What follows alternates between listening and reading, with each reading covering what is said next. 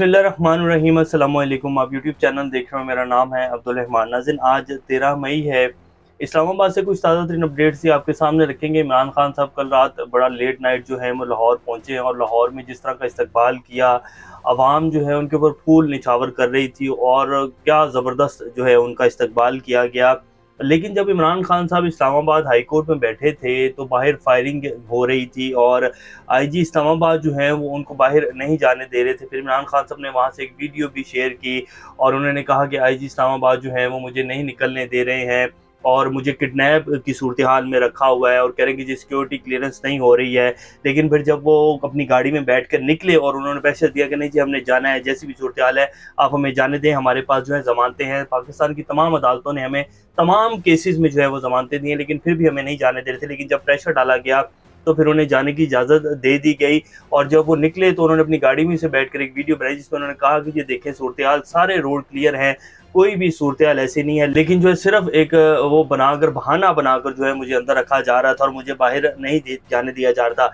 Even कि कुछ ये भी रिपोर्ट्स हुई चीज़ें कि जी बाहर फायरिंग हो रही है और यूनिवर्सिटी के एरिया के पास जो है कश्मीर हाईवे के ऊपर वहाँ से रेगुलर फायरिंग की जा रही है। लेकिन वो कौन लोग थे, कौन फायरिंग कर रहे थे, अब ये एक जो है गुत्थी सुलझने वाली है और कौन हो सकते हैं ये भी कोई बड़ी बात नहीं है, पता करवाना हो तो पता लग जाता है। लेकिन इस तरह की जो सूरत-ए-हाल वो बनाई गई। अब कल से जब से इमरान खान साहब को ज़मानत मिली है तो चीखें जो हैं वो आसमान को लगी हुई हैं और 2 दफ़ा जो है वफाकी काबीना का इजलास बुलाया गया। अब पिछले 11 से 12 माह में इनकी जो कारकर्दगी थी, पाकिस्तानी अवाम के लिए इन्होंने कोई डबल जो है वो इजलास नहीं बुलाए, कोई करारदादें मंजूर नहीं की। मेरा नहीं ख्याल कि पिछले 3 से 4 माह के अंदर जितने कौमी असम्बली के इजलास बुलाए गए हैं, जितने बिल पास किए गए हैं, जितनी करारदादें पास की गई हैं, 2-2 दफ़ा जो है असम्बली के इजलास बुलाए गए हैं। एक-एक दिन में जो है रात-रात तक जो है सारे जितने मेंबरान हैं पाकिस्तान की पार्लियामेंट के वो सारे जाकर बैठे और तकरीरें कर रहे हैं और मुश्तरका इजलास बुलाकर जो है बिल पास किए गए हैं।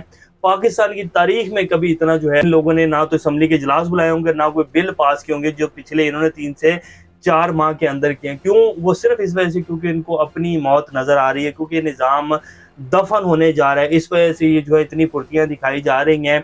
अब वज़ीर-ए-आज़म शहबाज शरीफ साहब और ये पूरी काबीना जो है इन्होंने एक नया रंग दिया। इमरान खान साहब ने कल एक इंटरव्यू दिया एक इंटरनेशनल न्यूज़ चैनल को, इस्लामाबाद हाई कोर्ट में ही बैठे हुए, जब उनको बेल्स मिल गई थी और वो वहाँ से वेट कर रहे थे लास्ट ऑर्डर आने का और फिर उन्होंने अपने घर की तरफ जाना था, तो वहाँ उन्होंने एक इंटरव्यू दिया जिसको बाकायदा एक रंग दिया जा रहा है। वो इंटरव्यू की तफसील भी आपके सामने रखेंगे और शहबाज शरीफ साहब और ये जो पीडीएम जमातें हैं ये किस तरह रंग दे रही हैं और किस तरह हम दोबारा से पीटीआई को और इमरान खान को, हमारी जो फौज है और हमारे जो आर्मी चीफ हैं जनरल आसिम मुनीर शाह साहब, उनके साथ किस तरह लड़वाने की कोशिशें की जा रही हैं, वो आपके सामने रखेंगे। फजलुर रहमान साहब जिनकी हुकूमत है पीडीएम पाकिस्तान डेमोक्रेटिक मूवमेंट की, उन्होंने ऐलान कर दिया कि जी हम जो है सुप्रीम कोर्ट के बाहर धरना देंगे मंडे वाले दिन और दफ़ा 144 नाफिज की गई है। पंजाब में भी फ़ौज को तलब कर लिया, इसी तरह केपीके में भी तलब कर लिया है, तो तमाम पाकिस्तान में फ़ौज जो है वो तलब कर ली गई है।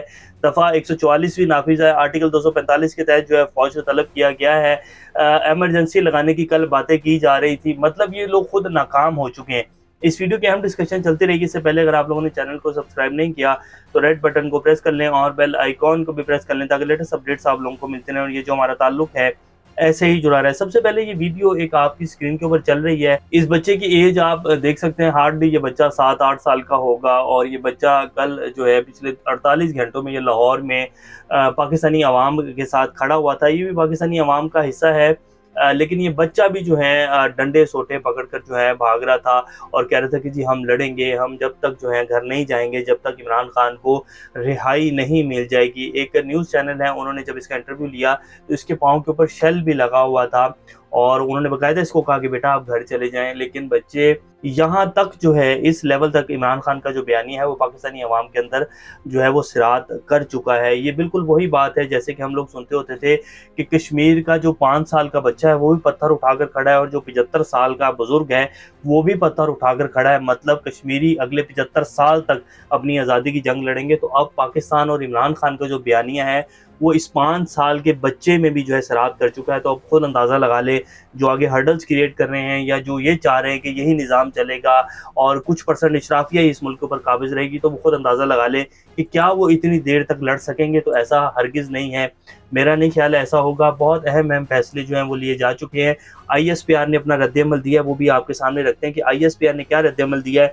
क्योंकि बहुत सारी बातें हो रही थी कि जी 2 से 3 जो कोर कमांडर्स हैं, उन्होंने इनकार कर दिया है। जिस तरह के ऑर्डर्स उन्हें दिए गए, सख्त ऑर्डर्स दिए गए कि जी स्ट्रेट फायर्स किए जाएँ, तो वो ऑर्डर्स लेने से उन्होंने इनकार कर दिया। और बीच में ये बात भी चली कि भावलपुर के जो कोर कमांडर हैं और इसी तरह लाहौर कोर कमांडर जो है, उन्होंने इस्तीफ़ा दे दिया। अब उसके ऊपर ISPR ने क्या रद्द-ए-अमल दिया है, वो भी आपके सामने रखते हैं। लेकिन हमारे जो प्राइम मिनिस्टर हैं शहबाज शरीफ साहब, सबसे पहले वो क्या कहते हैं, वो आपके सामने रख देते हैं। और वैसे वज़ीर ख़ज़ाना साहब ने भी एक नई जो है वो बता दी है, कौम को खुशखबरी दी है। वो पहले खुशखबरी आप लोग सुन लें।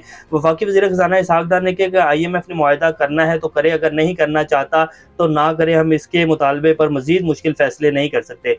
अब बंदा इनसे पूछे कि और कितने मुश्किल फ़ैसले लेने हैं, पेट्रोल तो 282-90 के ऊपर आपने पहुँचा दिया, अवाम की तबाही फेर दी, कारोबार तबाह कर दिया, ज़खायर जो है वो पाकिस्तान के एंड हो गए, स्टॉक मार्केट तबाह हो गई, डॉलर जो है वो 300 से ऊपर चले गया है, सोना जो है वो 2,48,000 का 1 तोले के ऊपर चले गया है। और कितनी तबाही करनी है आप लोगों ने, और कितने मुश्किल फ़ैसले लेने हैं। पाकिस्तान की 50 लाख से ज़ायद जो आबादी है वो पिछले 1 साल के अंदर गुर्बत की लकीर से नीचे चल गई। मतलब उनको एक वक्त खाना भी नसीब नहीं हो रहा और कह रहे हैं जी अब हम मज़ीद मुश्किल फ़ैसले नहीं लेंगे।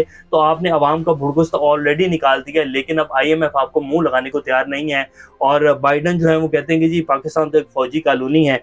तो ये सूरत-ए-हाल बनी है। तो अब ये वो बात है कि जी कि नहीं जी, अगर नहीं देते तो ना सही, लेकिन बैकडोर जो है उनसे मिन्नतें तरले भी चल रही हैं कि जी आप दें। और अगले महीने ये कह रहे हैं कि जी हम 3.7 अरब डॉलर की अदायगियाँ जो है वो करने जा रहे हैं। और उम्मीद है कि चाइना जो है 2.4 अरब डॉलर का जो कर्जा है वो हमारा रोल बैक कर देगा और इसे नई डेट्स में ले जाएगा। वज़ीर-ए-आज़म शहबाज शरीफ साहब कहते हैं कि इमरान नियाज़ी का बयान पाक फ़ौज के खिलाफ एक घटिया ज़हनियत और एक सबूत है। ये बयान 9 मई के अलमनाक वाक़ये के मास्टरमाइंड का इतराफ़े जुर्म है। ये वही ज़हनियत है जिसने मुहब्बे वतन आर्मी अफ़सरान पर अपने कत्ल के झूठे इल्ज़ामात लगाए, साइफ़र और बैरूनी साज़िश की झूठी कहानियाँ गढ़ी।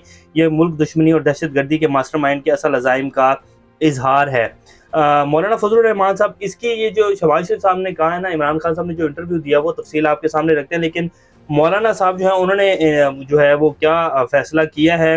PTM के सरबराह मौलाना फ़ज़लुर रहमान साहब ने पीर को सुप्रीम कोर्ट के बाहर धरने का ऐलान किया। उन्होंने चीफ जस्टिस को मुखातिब करते कहा कि हम 3-2 का फैसला नहीं मानते, सुप्रीम कोर्ट के रवैये के खिलाफ एहतजाज का फैसला किया है। सुप्रीम कोर्ट के बाहर बहुत बड़ा धरना दिया जाएगा, आराम से घी नहीं निकलेगा तो उंगली टेढ़ी की जाएगी। अब देखते हैं, उंगली टेढ़ी करके घी निकाल लेते हैं। ये भी हो सकता है कि इनकी उंगली तोड़ी दी जाए, तो कोई पता नहीं है। लेकिन सुप्रीम कोर्ट जो है वो अपने फैसले के ऊपर अमल दरामद करवाएगी और ये आप आने वाले दिनों में देखने जा रहे हैं। अगला ये जो एक हफ्ता है ये बड़ा अहम है और बड़ा फैसला कुन होने जा रहा है और बड़े ज़बरदस्त किस्म के फैसले जो हैं वो अदलिया की तरफ से आएंगे।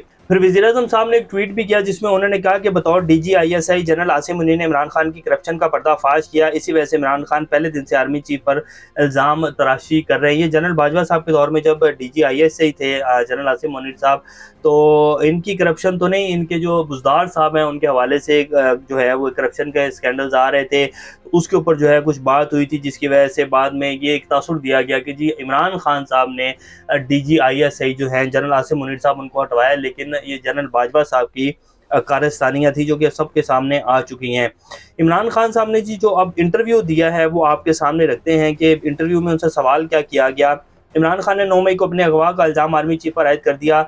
साथ ही गिरफ्तारी के बाद कई शहरों में होने वाली हंगामों से लाताल्लुकी इख्तियार कर ली। ये डॉन न्यूज़ की खबर है और जो इंटरव्यू दिया है वो आपके सामने रखते हैं। इमरान खान साहब ने वक्फे के दौरान BBC की नामा निगार कैरोलिन डेविस ने जब इनसे तासुर के बारे में सवाल किया कि सिक्योरिटी एजेंसियाँ इनके खिलाफ हैं जबकि अदलिया इनकी हमायत कर रही है, तो इनका कहना था कि ये सिक्योरिटी एजेंसियाँ नहीं हैं, ये एक आदमी है, आर्मी चीफ। उन्होंने मज़ीद कहा पाक फ़ौज में जमहूरियत नहीं है, जो कुछ हो रहा है इससे फ़ौज को बदनाम किया जा रहा है। साबिक वज़ीर-ए-आज़म ने कहा कि वो आर्मी चीफ परेशान है कि अगर मैं इक़्तिदार में आया तो मैं इन्हें डीनोटिफाई कर दूंगा, जिस पर मैंने इन्हें पैगाम भेजा है कि पूरी कोशिश है कि मैं नहीं करूंगा। इमरान खान ने कहा कि ये बराह रास्त इसके हुक्म से हो रहा है और वो वही है जो इस बात पर यकीन रखता है कि अगर मैं जीत गया तो इसे डीनोटिफाई कर दिया जाएगा। डीनोटिफाई जनरल आसिम मुनीर साहब को इमरान खान साहब क्या कर सकते हैं? वज़ीर-ए-आज़म हो तो बंदा कुछ भी कर सकता है। सबसे बड़ी सीट है पाकिस्तान में आइन और जमहूरियत के हवाले से और उनके पास ये इख्तियारात होते हैं। अब क्या इमरान खान साहब आर्मी चीफ को डीनोटिफाई करेंगे? तो मेरा नहीं ख्याल इमरान खान साहब हरगिज़ ऐसा कोई काम करेंगे। उन्होंने बारहा इस बात का इज़हार किया कि जी मैं अपने ताल्लुकात जो है अपने तमाम अदारों के साथ अच्छे रखना चाहता हूँ, लेकिन मैं जो तनकीद करता हूँ इसका हरगिज़ मतलब नहीं है कि मैं अदारे के खिलाफ तनकीद कर रहा हूँ, मैं शख्सियात के ऊपर तनकीद करता हूँ। और पूरी दुनिया में ऐसा ही होता है, कोई भी अदारा ये नहीं कहा जा सकता कि जी कोई भी एक शख्स जो है वो मुकद्दस गाय है या कोई भी एक चीज़ जो है वो कानून से ऊपर है। हर जगह जो है गलतियाँ होती हैं, हर जगह कोताहियाँ होती हैं, उनके ऊपर तनकीद की जाती है, उनको दुरुस्त किया जाता है। एक शख्स पे तनकीद करने का मतलब है ये हरगिज़ नहीं होता कि जी पूरे अदारे के ऊपर तनकीद की जा रही है। और जैसे कि इमरान खान साहब डर्टी हैरी और मुख्तलिफ जिन लोगों का नाम लेते हैं कि ये लोग मेरे कत्ल में शामिल थे, इनके खिलाफ कार्रवाई की जाए, तो उनके खिलाफ कार्रवाई होनी चाहिए थी और ये पहले होता रहा है। बिलावल भुट्टो साहब के फ़ोन के ऊपर जो है वो सेक्टर कमांडर को हटा दिया जाता है। इसी तरह जब मरियम नवाज़ साहब वाला वाक़या हुआ था तो डीजीसी जो थे उनको हटा दिया गया था नवाज़ साहब की तकरीर करने के ऊपर, तो एक्शन लिए जाते हैं और ये हर जगह होता है और ये आइन और कानून के मुताबिक है, होना चाहिए। तहकीकात जो है वो होनी चाहिए ताकि पता चल सके कि कौन क्या कर रहा है अपनी सीट का और अपने जो उसके इख्तियारात हैं उनका नाजायज़ फ़ायदा तो नहीं उठा रहा। तो उसके हवाले से इमरान खान साहब ने ज़िक्र किया, लेकिन अब इसको जो है रंग दिया जा रहा है और कह रहे हैं कि इमरान खान जो आर्मी चीफ के खिलाफ हो गए हैं तो लड़वाने की कोशिश है। और बाकी रह गए आईएसपीआर के ने जो बयान दिया है वो आपके सामने रखते हैं। पाक फौज के शोबा ताल्लुकात अमा आईएसपीआर ने मुल्क में मार्शल लॉ से मुतल्लिक ज़ेर गर्दिश खबरों को बेबुनियाद करार दे दिया। आईएसपीआर ने कहा कि मार्शल लॉ का सवाल ही पैदा नहीं होता। फौज आर्मी चीफ की क़यादत में मुत्तहिद है। पाक फौज में किसी ने इस्तीफा नहीं दिया। अंदरूनी और बैरूनी प्रोपोगेंडों के बावजूद फौज मुत्तहिद है और रहेगी। आईएसपीआर ने मजीद कहा कि आर्मी चीफ समेत पूरी अस्करी क़यादत का जमहूरियत पर यकीन है। और ये बिल्कुल अब फाइनल मैसेज दे दिया गया है कि जी अब जो है जमहूरियत के ऊपर यकीन है, अब आइन और कानून के तहत पाकिस्तान चलेगा। चीफ जस्टिस जो हैं वो कह चुके हैं कि पाकिस्तान में आइन की हुक्मरानी होगी, अब फैसले जो हैं वो लिए जाएंगे। वो वक्त जा चुका कि जब नज़रिया ज़रूरत के फैसले होते थे। फैसले होंगे, लेट होंगे, लेकिन उनके ऊपर अमल दरामद होगा। इलेक्शन 90 दिन के अंदर ही होने जा रहे हैं। लेट तो हो चुके हैं, 14 मई को होने थे, लेकिन ये नहीं होगा जिस तरह ये चाहते हैं कि 2 साल के लिए जो है वो इलेक्शन ही ना मुलतवी कर दिए जाएँ जब तक हम आवाम को रिलीफ नहीं दे, नवाज शरीफ साहब वापस नहीं आ जाए, यानी कि अपनी मंशा के मुताबिक इलेक्शन करवाएंगे। तो ऐसा नहीं होने जा रहा है। जुलाई या अगस्त के अंदर पाकिस्तान में इलेक्शन होने जा रहे हैं अगर मजीद कोई तजर्बा ना किया गया। वैसे जो पहले तजर्बा किया गया था उसका सबक काफ़ी हद तक हासिल हो चुका है और मेरा नहीं ख्याल कि अब कोई दोबारा तजर्बा किया जाएगा, क्योंकि जब ये तजर्बा किया गया तो बहुत सारी आवाज़ें जो हैं वो अंदर से उठी हैं और शट अप कॉल जो है वो दे दी गई है उन लोगों को जिन लोगों ने ये तजर्बा किया है और जो मज़ीद कुछ करना चाह रहे। तो मेरा नहीं ख्याल कि अब दोबारा से कोई ऐसा तजर्बा किया जाएगा और अब मुल्क जो है वो इस्तेहकाम की तरफ जाएगा, मज़ीद किसी भी इंतशार की तरफ नहीं जाएगा। लेकिन पीडीएम की भरपूर कोशिश है कि अगर हम नहीं तो कोई भी नहीं। अब देखते हैं क्या बनता है। अभी तक के लिए अपना का ख्याल रखिएगा। अल्लाह हाफिज़।